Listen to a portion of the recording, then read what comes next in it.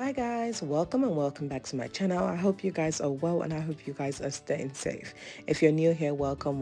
Please do well to hit the subscribe button as well as the notification bell so you don't miss out on awesome tutorials that I have for you. To all my OGs, welcome back. So guys, this is part 2 of the video we started 3 weeks ago. I know I'm embarrassed and ashamed of myself because 3 weeks ago is a long time to just be continuing, but life happens. I'm sorry guys. This is part 2, so please go ahead and enjoy it. Last time we left off, sewing the bottom bit, and I showed you guys that I kind of loosened one side of the pocket so that the pocket is together with the front and the back is separately, and that's because we are going to use invisible zipper, right? So let's go ahead and pick it up. You want to go ahead and get the front pieces, center front, side front, and the band. Now unpin it and make sure you mark your wrong sides, and the reason why we have 4 pieces for each is because I'm lining with the Ankara as well. So go ahead and mark the wrong side like I said, and when you're sewing the front piece you want to be careful because in this case for this jumpsuit the center front is not unfold. So go ahead and sew the center front on 1/2 inch, which is what I'm doing. Only 2 pieces by the way, the main fabric, and then when you open it up you want to place the side fabric onto the sides and then pin it in place. I like to pin from the ends and pin it all the way to the shoulders, and then when I'm done pinning this side I'm going to go ahead and pin the other side as well. So this is me placing it on the table for you guys to see what I have so far. Pin the other side like I mentioned earlier, and then go ahead and sew it on 1/2 inch sewing allowance, which is what I left. Now we're doing this for the main fabric. Be sure to repeat the exact same thing for the lining fabric as well. After sewing the main fabric and lining fabric, here's what we have. For the lining fabric, I went ahead to top stitch it after giving it a good iron. And the reason why I top stitch is number one, for me to be able to tell the lining apart, but also just so that the lining sits properly as it should. So now that the lining and main fabric is done, one go ahead and move over to the band. For the band, you want to separate the band pieces. Make sure you mark the top of it, the part that attaches to the bodice. And then for the front band or for the main fabric band, we want to go ahead and add this lace overlay. So I get my lace string, place it on the band, and then pin it in place. Then after pinning it in place, flip it to the wrong side and trim off all the excess lace that we have, right? And then I'm going to go ahead, if you want you can use your sewing machine to kind of sew it around the edges, or you can just use a quick hand needle and just sew it around the edges so that you have it like aligned, right? However, for me, I hold it in place with pins and I trust that my pins will do the magic. Okay, so now that I've held that in place with pins, I'm going to go ahead and notch the center at the top and at the bottom. You're going to need it when you're joining it to the bodice and to the trouser part. And then you want to get the main fabric. Now it's very important that you join the lace part if you're adding lace to yours to the main fabric and not the lining piece, okay? And again, to tell the lining bodice apart is the one that has the top stitching, so don't forget that. So like I said, starting from the notched area, you want to join the notch to the center front on the main fabric bodice, and then you want to go ahead and pin it to the sides on both sides, right? After pinning, this is what it looks like. Sew on 1/2 inch and this is the result. Repeat the same thing for the lining, but this time you'll be using the plain band. Now place the bodice on each other so that the right sides are facing each other, and then sew the neckline together. So for the neckline, pin it in place and then go ahead and sew on 1/2 inch sewing allowance. After sewing the neckline, here's what it looks like. Please remember to top stitch after sewing the neckline as well. So I went ahead to sew the neckline. Here's the result. I gave it a good iron as well. Now the next thing for us to do is to sort out the straps, and for the straps I have this long piece of fabric that I cut earlier. Fold it into 2, and then when you're done folding it into 2, you want to go ahead and measure, right? So we're going to go ahead and place these 2 on each other just to make sure we have the right length, and I'm going to go ahead and measure 18 inches while it's on fold, which will give us a total of 36 inches. I checked that the length is fine. 18 inches is more than enough for me. Go ahead and cut off the excess length, and I'm going to repeat it for the last 2 pieces of strap as well. So we need 4 straps in total, 2 for the front, 2 for the back. Okay, so now that I've gone ahead to cut out the length, I'm going to go ahead and check the width as well. With my rotary cutter, I shaped the width to what I want. I wanted a width of 2 inches in total, so I went ahead to use the rotary cutter to kind of cut this out so that it's perfect. And then after cutting it out, I'm happy with what I have. So we're going to be working with 2 pieces initially, which is the 2 for the front that we're working on, and we'll keep the 2 for the back aside. So for the 2 pieces for the front, you want to go ahead and sew it on the side and less than 1/2 inch, and then turn it inside out. Now this is one that I've turned inside out. I went ahead to top stitch it around the sides so that it gives me the perfect look. However, before, this is how I turned mine inside out. I went ahead with my ruler and I pushed this to the edge and then I turned it inside out. Okay, but you know, whatever method works for you, go ahead and do that. But like I said, give it a good iron after and then go ahead and top stitch it. So let's move back to the front.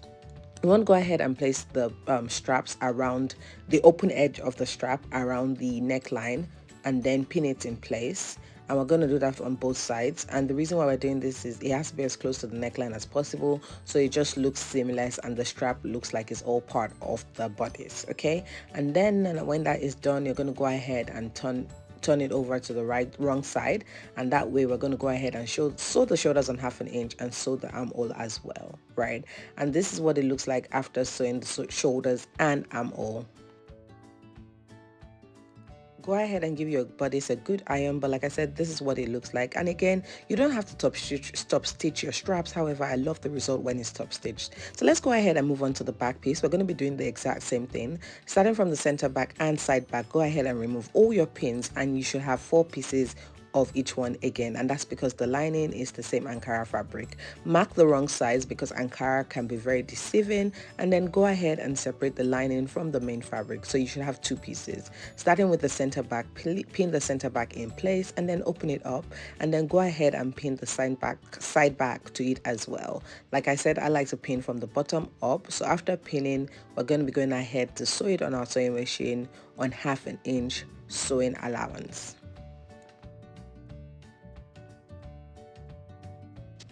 And just like we did for the front piece, you want to go ahead and do this for the lining as well. Okay, and remember, the major difference between the lining and the main fabric is the fact that the lining is top stitched. So go ahead and top stitch your lining, and then when you're done, put them together. Now moving on to the band piece, we want to go ahead and separate the band pieces, trim off all excess interfacing that you have sticking out like I do, and then go ahead and notch the top side so that you know, and notch the back side, top and bottom side. Again, if you're adding the lace trimming onto the band, go ahead and pick the band for the front and then add the lace trimming, making sure to trim off any excess lace that is sticking out, right? You want it to align and be exact same size as the main fabric. Now after doing that, we're going to go ahead and get the main fabric bodice. Okay, and we have the center front because that's where we have the joining. Notch the band and then pin the center front to the bodice of the center front, and then go ahead and pin all the way to the sides as well. So very same method that we did with the front piece, or with the front piece as well. Okay, now that the band has been pinned onto the main fabric, go ahead and sew it on 1/2 inch sewing allowance, and repeat that for the lining as well. Place the back pieces on top of each other, that's the main fabric and the lining, and then go ahead and sew the neckline on 1/2 inch sewing allowance. After sewing the neckline, remember to notch and top stitch and then give it a good iron. So now let's move on to adding the straps. So remember, like I said, after you turn the straps inside out, go ahead and give it a good iron and top stitch it and leave the end that is opened on. Now go ahead and pin the strap as close to the neckline as possible while on the right side, and then go ahead and flip it as so, and then turn it over to the wrong side so that the straps are embedded on the inside. Go ahead and close the shoulders, and then go ahead and sew the armhole around 1/2 inch, right? And that way you would have this for the back piece as well. Give it a good iron, and then go ahead and place the front piece on top of the back piece so that the right sides are facing each other. Align the shoulder, or align the sides rather, and then go ahead and sew them in place. Now for this one, I just sewed it in place straight because of the way the zipper is, but don't worry, I'm going to finish it with my overlocking machine and it will look all nice and tidy. Now that that is done, I left one side unsewn, and that's the side with the zipper, but I only sewed one side. We're going to join the bodice onto the trouser part, and to join the bodice onto the trouser part, we're going to start from the side. Okay, so go ahead and find the side of the bodice and the side of the trouser side and pin them together. It should align.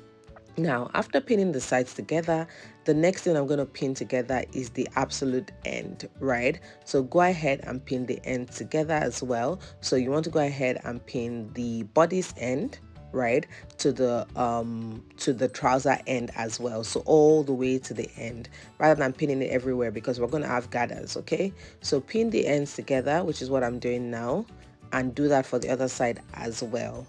Now, after pinning the ends together, the next thing we want to pin together will be the center front of the bodice to the center front of the trouser. And for the center front of the trouser, it's easy to know. That's where you have the crotch line. So go ahead and pin that as well. Now that we have the main points pinned, the next thing we want to do is kind of find the center point of each quadrant of the body so that we can do our gathers on the pants. I'll remind you that the pants don't have any darts, so obviously the pants will be slightly larger than the bodies, but don't worry because that's where we're doing gathers, remember? So now that we've pinned all the pieces together, it's now time to start putting our gathers in place. Now, from one half or for one quadrant, you want to find the half of it. So that's from the end to the center front. And then when you find the half of it, we're going to go ahead and just kind of do some pleats in place. So it's easier to lay it on the table. So I decided to lay this on the table and then just kind of work my way to pinning all the gathers towards the center, which is what I'm doing now. You'll be needing a lot of pins for this. And then just put your pleats and your gathers in place like so, okay? So now after pinning this side, I'm going to go ahead and repeat the same thing on the other side as well. So on the second quadrant of the front, I mark the center and then I put all my pins and push all the excess fabric towards the center, and I do a little bit of pleats in place, right? So repeat this for the back pieces as well. And then now, after pinning it all through, you should go ahead and sew it on 1/2 inch sewing allowance.